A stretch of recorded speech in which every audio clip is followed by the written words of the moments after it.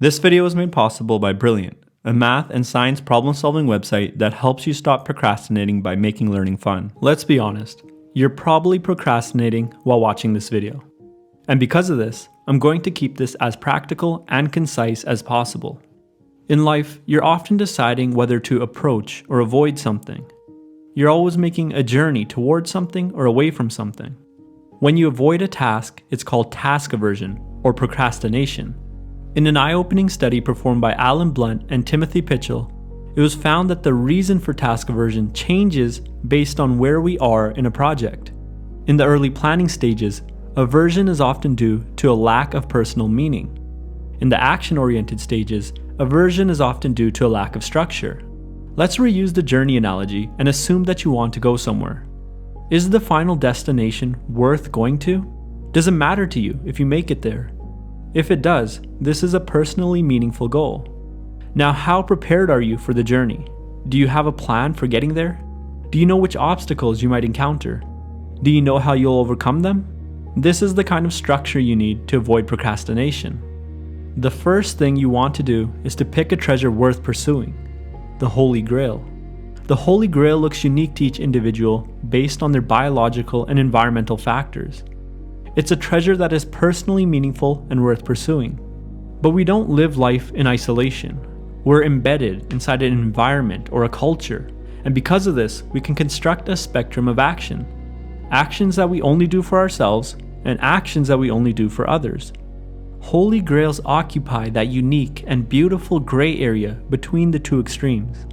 Tasks that are beneficial for you and those around you. These are the best goals to pursue because your social environment will want you to achieve them and will support your efforts. If you pursue goals that only benefit you, your environment will be against you. If you pursue goals that are only in service of those around you, you'll come to resent your environment.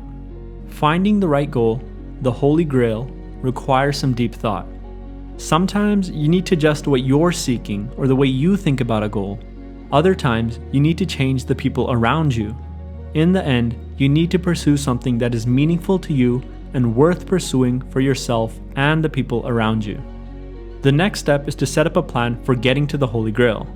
On your way there, you're going to encounter monsters or obstacles. If you know what obstacles you're going to encounter along the way, you should use what psychologist Peter Gallwitzer calls implementation intentions. An implementation intention sounds like this. If I encounter obstacle X, then I will perform action Y. Having a plan prior to encountering an obstacle will greatly increase your chances of overcoming it. A plan can also prevent procrastination because it makes us feel more competent.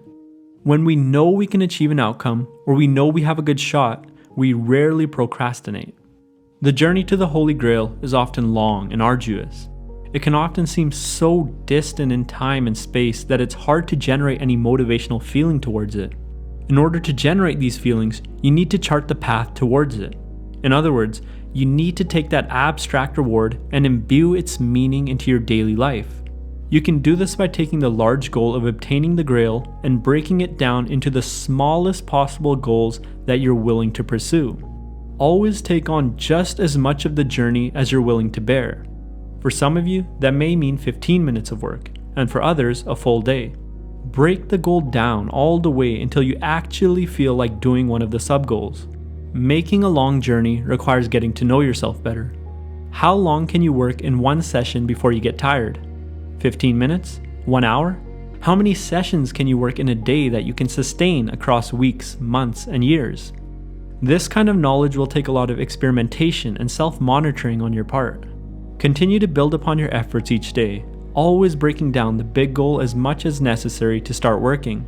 As you complete each day, you'll likely get more competent and your motivation towards the goal will get stronger and you'll be able to accomplish more and more. So that's it. Pick a Holy Grail, which is a goal that is meaningful to you and worth pursuing for you and those around you. Create a plan that will help you overcome potential obstacles using implementation intentions.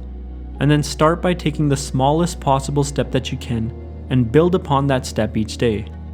And if you want to learn STEM subjects more effectively, I highly recommend visiting Brilliant.org. Brilliant.org is a math and science problem-solving website that helps you stop procrastinating by making learning fun, so you finish your day a little bit smarter. They cover a wide array of topics such as mathematics, physics, astronomy, and even computer science. Brilliant's active approach to learning keeps you engaged by throwing you into challenging problems that keep your interest high and progressively adding layers to your understanding by increasing the difficulty of problems.